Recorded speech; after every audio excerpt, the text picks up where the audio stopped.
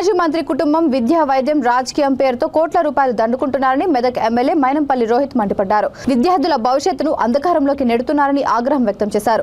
మల్లారెడ్డి ఇకపై నీ ఆటలు అక్రమాలు సాగవని, మల్లారెడ్డి యూనివర్సిటీలో చదువుతున్న విద్యార్థులకు అన్యాయం జరిగితే ఊరుకునేది లేదన్నారు. కుత్బులాపూర్ దూలపల్లిలోని మైనంపల్లి నివాసంలో ఏర్పాటు చేసిన సమావేశంలో ఎమ్మెల్యే రోహిత్ ఘాటు వ్యాఖ్యలు చేశారు. ఇన్ని రోజులు బీఆర్ఎస్ ప్రభుత్వంలో దోచుకొని దాచుకున్న ప్రతి పైసా బయటకు వస్తుందని మైనంపల్లి అన్నారు. గత కొద్ది రోజులుగా మెదక్ నియోజకవర్గానికి చెందిన విద్యార్థులు వారి బాధను తనతో చెప్పుకుంటున్నారని, అవగాహన లేని వారు కళాశాల నడుపుకుంటూ విద్యార్థులను వారి తల్లిదండ్రులను హింస పెడుతున్నారని అన్నారు. పేరు పేరున నా నమస్కారాలు, హృదయపూర్వకంగా అభినందన కూడా తెలియజేసుకుంటా ఉన్నాను. మరి ఇవాళ కొంతమంది తెలిసి తెలవని వాళ్ళు అవగాహన లేకుండా, అవగాహన రాహిత్యంతో ఇవాళ అన్ని కూడా పనికిరాని మాటలు మాట్లాడుతూ ఉన్నారు. ఏమనంటే మేము ప్రజల తరఫున, విద్యార్థుల తరఫున నిలబడితే మాది పొలిటికల్ అజెండా అంటా ఉన్నారు. మీకు అంటే మీ కుటుంబానికి మీకు పాలిటిక్స్ అంటే వేరే డెఫినేషన్ ఉండొచ్చు, మాకు మాత్రం ప్రజల తరఫున నిలబడాలా, విద్యార్థుల కోసం పోరాటం చేయాలా, విద్యార్థులకు మంచయ్యే విధంగా పనిచేసేదే మరి పాలిటిక్స్ అని చెప్పి మరి మీకు తెలియజేసుకుంటా ఉన్నా.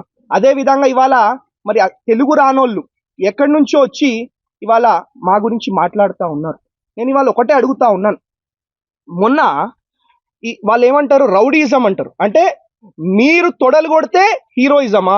అంటే అదే మేము ప్రజల కోసం పోరాడితే, స్టూడెంట్స్ కోసం పోరాడితే మాది రౌడీయిజమా అని చెప్పి నేను అడుగుతా ఉన్నా. అంటే వాళ్ళు ఎట్లా మాట్లాడుతూ ఉన్నారంటే, వాళ్ళు చేస్తే వ్యాపారం, మేము చేస్తే వ్యభిచారం అన్నట్టు మరి వాళ్ళ తీరు ఉంది అని చెప్పి మరి మీ మీడియా మిత్రులకు మరి పేరున తెలియజేసుకుంటా ఉన్నాను. ఇవాళ మా పిల్లల పరిస్థితి ఎంత ఘోరంగా ఉందంటే, ఆఖరికి తినే అన్నంలో కూడా పురుగులు వస్తూ ఉన్నాయి.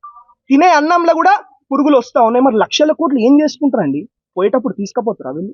ఆఖరికి పిల్లలకు కూడా మంచి ఫుడ్ పెట్టనోళ్ళు, మంచి అన్నం పెట్టనోళ్ళు, అది వీళ్ళు ఏం మనుషులు అని చెప్పి మరి మీ ద్వారా వాళ్ళని సూటిగా, I'm asking Malla Reddy straight on his face, సూటిగా ప్రశ్నిస్తా ఉన్నాం. అంటే ఇన్ని రోజులు అంటే వాళ్ళ తీరు మీకు తెలుసు, నేను వాళ్ళ గురించి పెద్దగా మాట్లాడాల్సిన అవసరం లేదు. కానీ వాళ్ళ అంటే యాక్చువల్లీ నేను ఉండాల్సింది అక్కడ, కానీ I was out of country, I was just back. So ఏంటంటే మైనంపల్లి హనుమంతరావు గారు రావడం జరిగింది. 5 రోజుల నుంచి మరి విద్యార్థులు మెదక్ నుంచి కానివ్వండి, మల్కాజ్గిరి నుంచి కానివ్వండి, తెలంగాణ రాష్ట్రం నుంచి కానివ్వండి, మా ఇంటి దగ్గరకు వచ్చి తిరిగిపోతా ఉన్నారు. పేరెంట్స్ వచ్చిపోతా ఉన్నారు. అంటే పేరెంట్స్ వస్తే మేము రావద్దా అండి?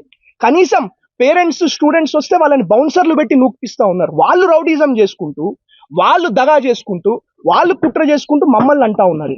అంటే ఇదంతా కూడా ప్రజలు గమనిస్తూ ఉన్నారు. ఏదో రెండు ముచ్చట్లు, 2 మాటలు ఇంగ్లీష్లో మాట్లాడగానే ఏదో పెద్ద తోపులు తురుములు అనుకుంటే I can speak better English than